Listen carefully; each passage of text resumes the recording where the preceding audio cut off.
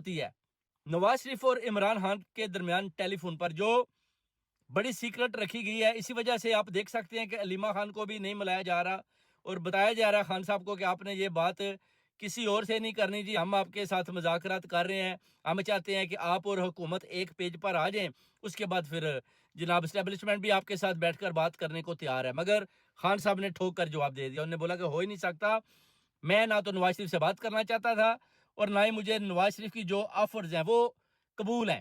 وہ کہتے ہیں بالکل مجھے قبول نہیں ہے اور نہ ہی میں یہ بات ماننے کو تیار ہوں. خان صاحب نے دوبارہ ان کو ٹھوک کر جواب دے دیا. یہ بڑی ایک بریکنگ نیوز ہے اور سیکرٹ ٹیلی فون کروایا گیا day after tomorrow, day after before that یہ کروایا گیا, اور خان صاحب سے نواز شریف کی بات کروائی گئی کہ شاید اگر آپ کریں گے تو ہو سکتا ہے کہ خان صاحب کسی ڈیل پر آ جائے. مگر خان صاحب نے بولا کہ مجھے کسی قسم کی مجبوری نہیں, آپ چوروں اور ڈاکوؤں کے ساتھ میں ڈیل کروں, کیونکہ آپ لوگوں نے زبردستی قبضہ کیا اور آپ یہ جو حکومت ہے یہ در بدر دھکے کھا رہی ہے. کشکول ان کے ہاتھ میں ہے, ان کے ہاتھ میں کچھ بھی نہیں ہے, کوئی جمہوری کام نہ تو یہ کر رہے ہیں, نہ ہی ان کے پاس کوئی جمہوریت ہے. یہ تو صرف اور صرف کسی کی گود میں آپ بیٹھ کر آپ اس حکومت کو چلا رہے ہیں.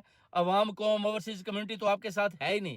خان صاحب نے بھی یہ ٹھوک کر جواب دے دیا. آپ دیکھ لیں کہ جو پنجاب میں مریم نواز بری طرح سے فیلئر ہوتی ہے, ادھر اب علی مین گنڈا پور, اس کے بعد اپنا جو ہے مراد علی شاہ ہے, ادھر اپنا بلوچستان کے سی ایم ہے. آپ دیکھ لیں ان کے ہاتھ میں کچھ ہے, وہ کون سی خدمات کر رہے ہیں, کچھ بھی تو نہیں کر رہے. اس کی وجہ ہے کہ جو وفاق ہے, پرائم منسٹر شہباز شریف ہے, وہ تو خود پیسے کھا رہا ہے, نواز شریف بھی کھا رہا ہے. 190 ملین پاؤنڈ جو خان صاحب کے ادھر سے سپریم کورٹ کے اکاؤنٹ سے نکالے گئے, اس کو بھی یہ کھا گئے, کھا پی کے انہوں نے بندر بانٹ کر